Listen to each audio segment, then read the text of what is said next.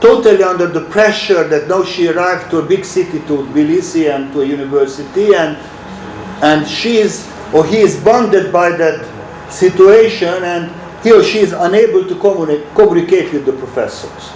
And you have somebody whose father is a researcher at the Academy of Sciences or a medical doctor in a hospital, and he or she is equally good or equally bad, but he used to speak with people like the professors at home.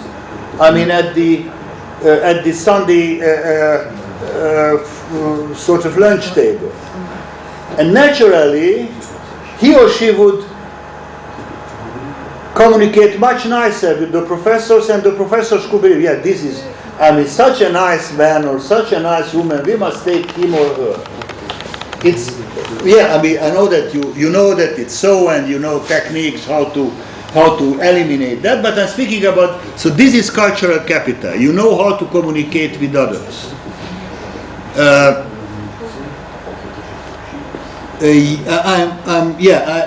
have a third example which is very interesting. Maybe it's very strange for the ladies, sorry for that. So in 95, in 95, I was teaching, that was the end of the Bosnian War, the Dayton peace, etc. And then I was involved in this Bosnian story, and I was for a short period even military correspondent there, but I remained there, and I went to Tuzla, which is a Muslim city, to teach at the university.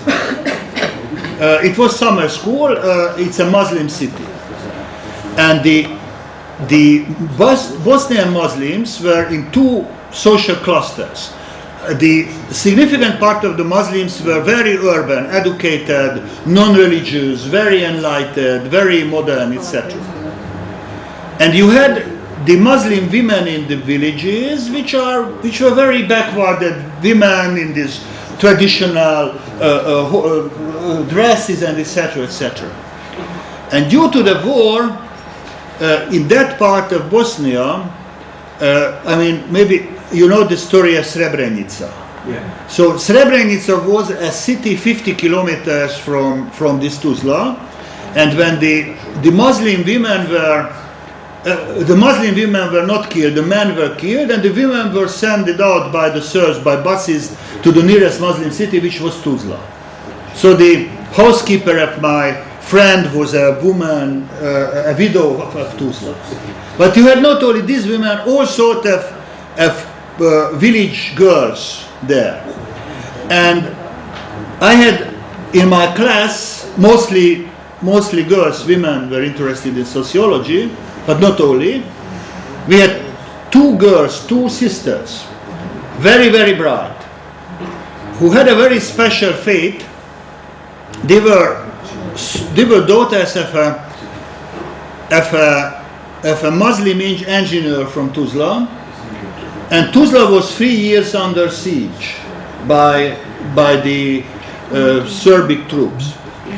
But the city was not given, to the other side, and several Western aid organizations were keeping kids out from the city to save them.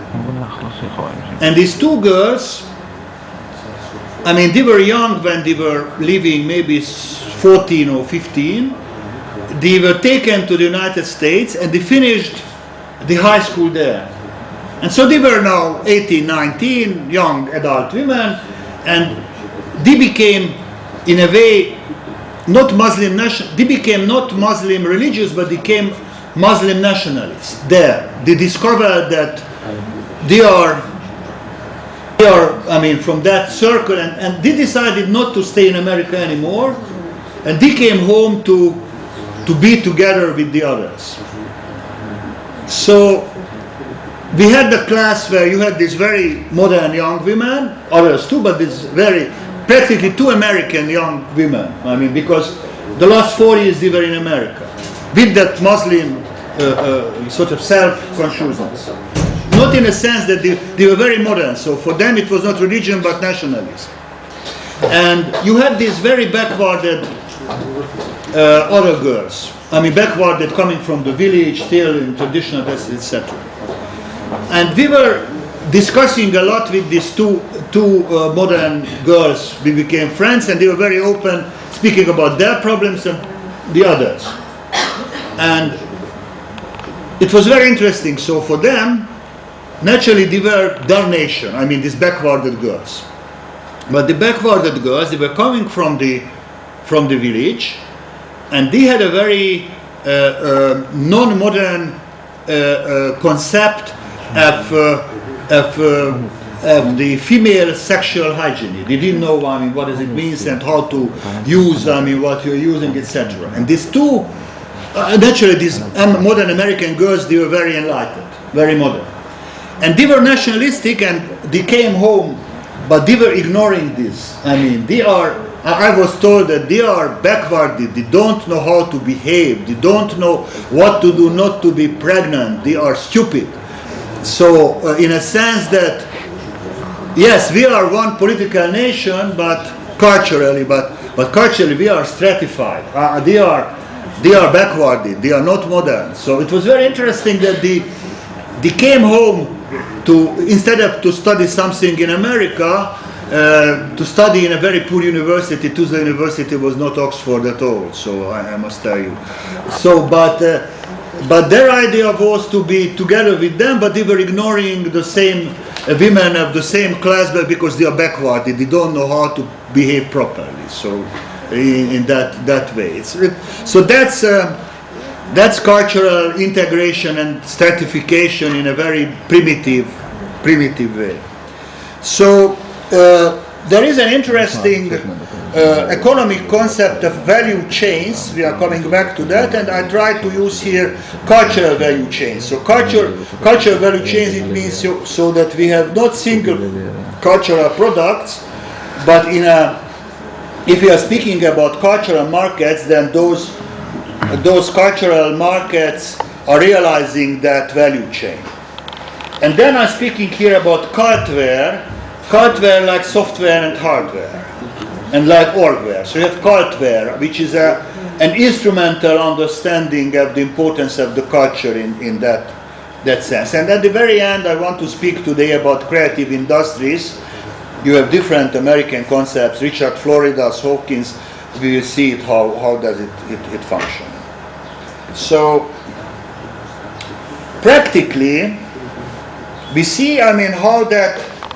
If you look at the culture and the culture and the institutions and the industries around them, media industries and industry around that, studios of architects are industries around that, design studios are there, printing press is there, publishing houses are there, record studios are there.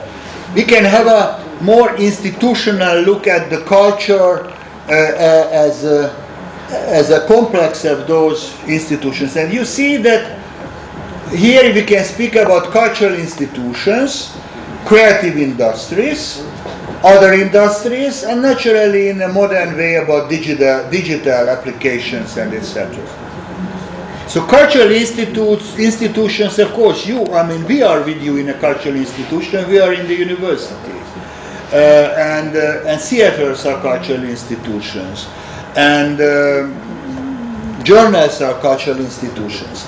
Creative industries are those industries like the media studios, like design industry, like studios of architects, etc.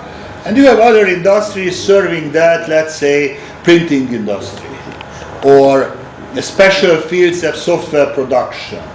So, those industries usually not understood as part of the culture, but in my understanding they are parts of the cultural industry and the creative industry as such. Practically, if we are becoming very superficial and very modern, more superficial than modern, then we should speak about the whole culture in this creative industry concept as the creation of content. So practically, in Russian it would be industrie содержания, по производству содержания. What sort of содержание, what sort of content is that? It can be a record, it can be a book, it can be a lecture, it can be everything. Practically, the